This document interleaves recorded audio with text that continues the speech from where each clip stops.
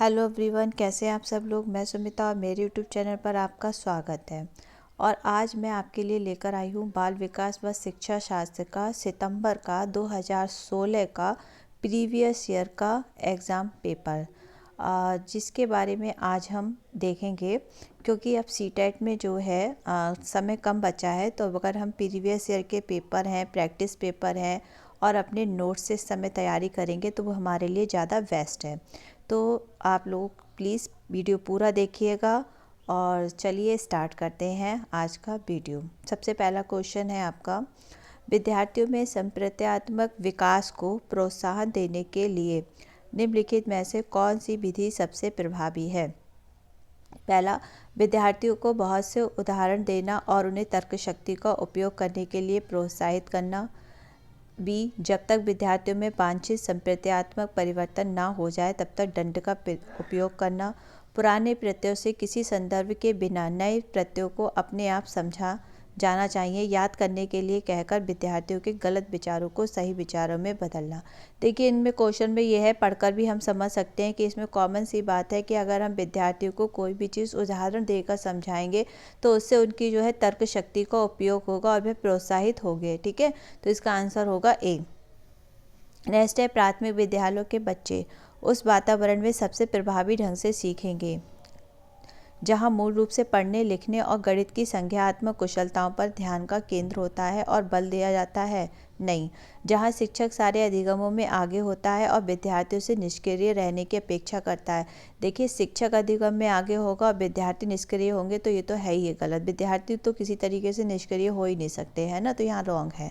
जहाँ उनकी संवेगात्मक आवश्यकताओं की पूर्ति होती है और वे अनुभव करते हैं कि वे महत्वपूर्ण हैं।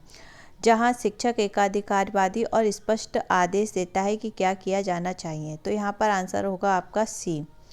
नेक्स्ट है आपका, एक बच्चा खिड़की के सामने से एक कौवे को उड़ता हुआ देखता है और कहता है कि एक पक्षी। इससे बच्चे के विचार के बारे में क्या पता चलता है। बच्चे की स्मृतियाँ पहले से भंडारित होती हैं। बच्चे में पक्षी का प्रत्यय विकसित हो चुका है। बच्चे ने अपने अनुभव बताने के लिए भाषा के कुछ उपकरणों का विकास किया है।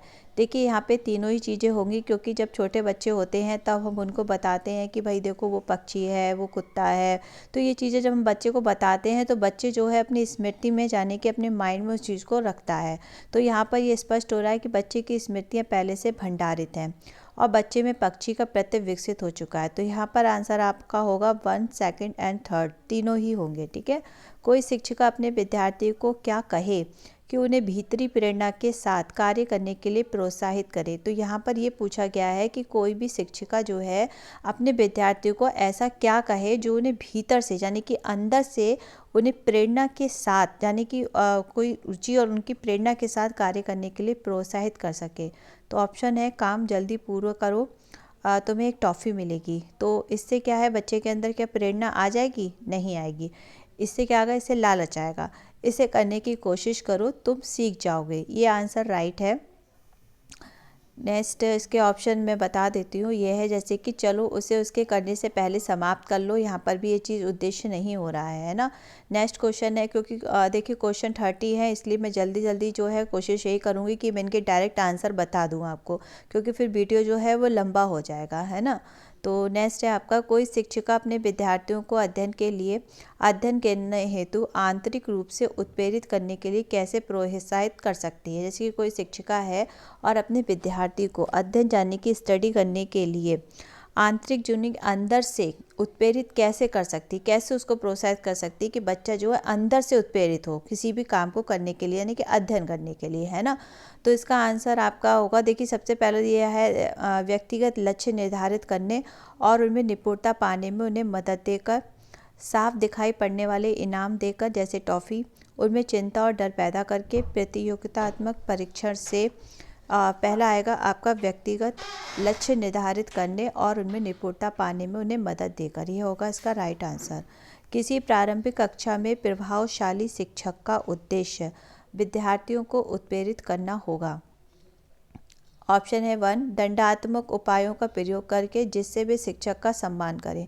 देखिए जहाँ पर केवल वर्ड है, दंड से रिलेटेड है, निष्क्रिय वर्ड है, जिन सेंटेंस में ये वर्ड आते हैं तो वो सेंटेंस तो होते ही नहीं है, इस चीज़ का आप ध्यान रखिएगा। तो ये नहीं होगा। वी है ऐसे काम करने के लिए जिससे परीक्षा के अंत में वे अच्छे अंक पा सकें, ऐसा भी नहीं है। सी इसका आंसर होगा, सीखने के लिए जिससे वे जिज्ञासु बने और सीखने के ही लिए सीखना पसंद करें। रट कर याद करने के लिए जिससे प्रत्यास्मरण करने में अच्छे बने, तो इसका आंसर होगा सी। निम्नलिखित में से कौन सा उदाहरण प्रभावशाली विद्यालय की प्रथा है, तो इसका आंसर आएगा व्यक्ति सापेक्ष अधिनियम। विकास का शेरपदाभिमुख दिशा सिद्धांत व्याख्या करता है कि विकास इस प्रकार आगे बढ़ता है। देखिए ये मैंने आपको साइकोलॉजी की जो मैंने क्लास ली थी उसमें मैंने आपको इसके बारे में बहुत अच्छे से डिटेल में पढ़ाया था और देखिए ये इसमें आया भी है। तो इसका आंसर होगा सिर से पैर की ओर। मैंने आपको बताया था कि बच्चे का जो विकास होता है वो सिर से पैर की ओर होता है ना। और नेक्स्ट है आपका, भाषा विकास के लिए सबसे संवेदनशील समय निम्नलिखित में से कौन सा है, तो सबसे संवेदनशील समय जो होता है भाषा विकास के लिए प्रारंभिक बचपन का समय होता है। नेक्स्ट है आपका, एक 6 वर्ष की लड़की खेल कूद में असाधारण योग्यता का प्रदर्शन करती है। उसके माता पिता दोनों ही खिलाड़ी हैं। उसे नृत्य परीक्षण प्राप्त करने भेजते हैं। सप्ताहांत में यानी सप्ताह के अंत में उसे प्रशिक्षण देते हैं, परंतु संभव है कि उसकी क्षमताएं निम्नलिखित दोनों के बीच परस्पर प्रतिक्रिया का परिणाम हो। तो यहाँ पर जो आएगा आपका आनुवंशिकता और पर्यावरण से रिलेटेड आ रहा है। आंसर आया आपका आनुवंशिकता और पर्यावरण।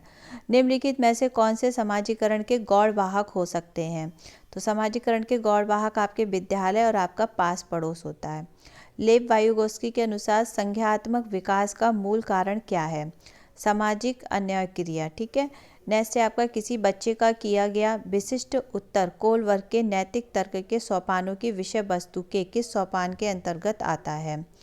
यदि आप ईमानदार हैं तो आपके माता पिता आप पर गर्व करेंगे, इसलिए आपको ईमानदार रहना चाहिए।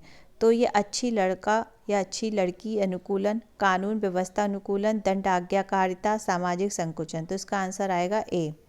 जीन पियाजे के अनुसार अधिगम के लिए निम्नलिखित में से क्या आवश्यक है, ईश्वरीय न्याय पर विश्वास, शिक्षक और माता पिता द्वारा पुनर्विलन, शिक्षार्थी के द्वारा पर्यावरण की सक्रिय खोजबीन और वयस्कों के व्यवहार का अवलोकन। देखिए जीन पियाजे ने बताया कि अधिगम के लिए सीखने के लिए क्या आवश्यक है, तो सीखने के लिए सबसे आवश्यक यही होता है कि शिक्षार्थी के द्वारा पर्यावरण की जो सक्रिय जो खोजबीन होती है, बच्चा जब खुद से उस चीज़ को किसी चीज़ को खोजेगा, उसके बारे में जानेगा, तभी वह सीखेगा।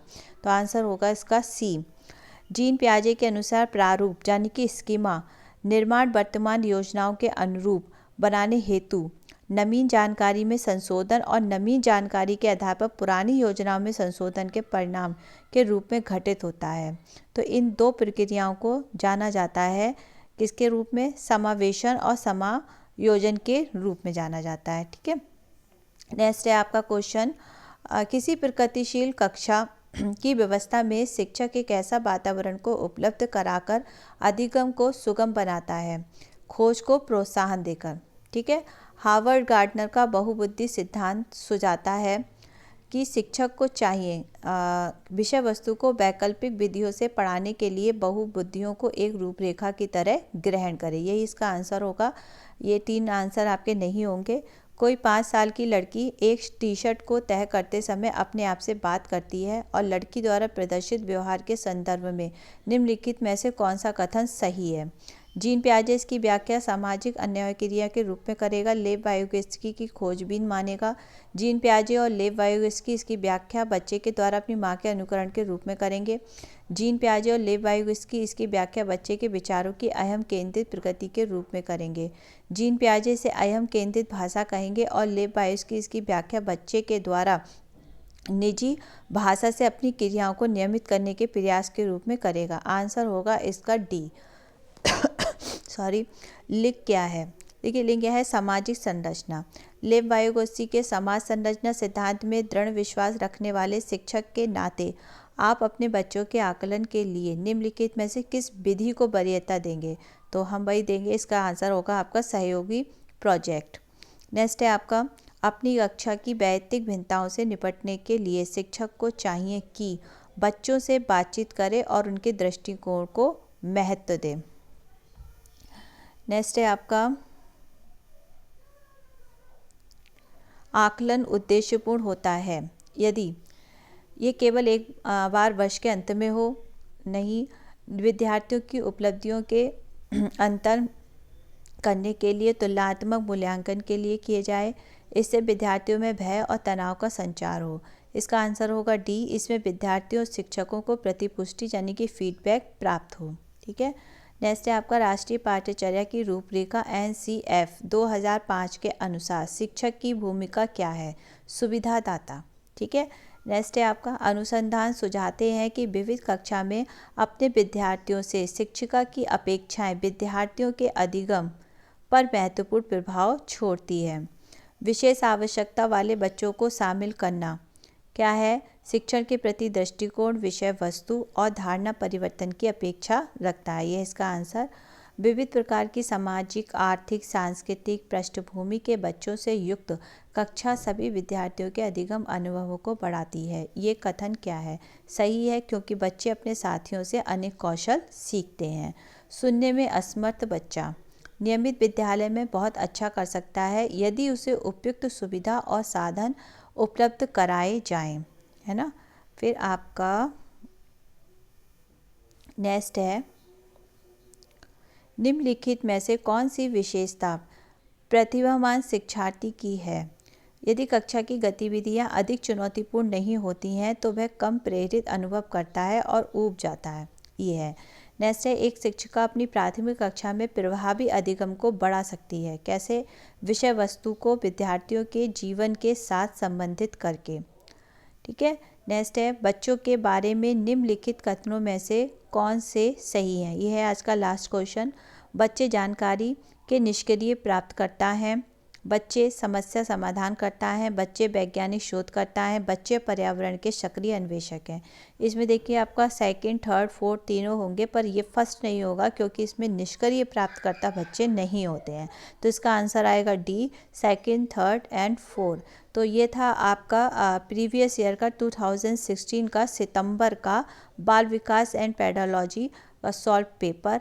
और अब आपको करना क्या है, इससे आगे की भी जो भी ईयर के हैं मैं आपके लिए इसके लिए वीडियो ला ही रही हूँ, EVS का भी मैं बना रही हूँ। बस आपको करना क्या है, आपको करना है चैनल को सब्सक्राइब और आपको लाइक करना है, कमेंट बॉक्स में बताना है कि कैसा लगा और प्लीज़ वीडियो को शेयर कर देना और लाइक कर दोगे, कमेंट बॉक्स में बताओगे तो मुझे अच्छा लगेगा। ओके, फिर मिलते हैं, बाय बाय।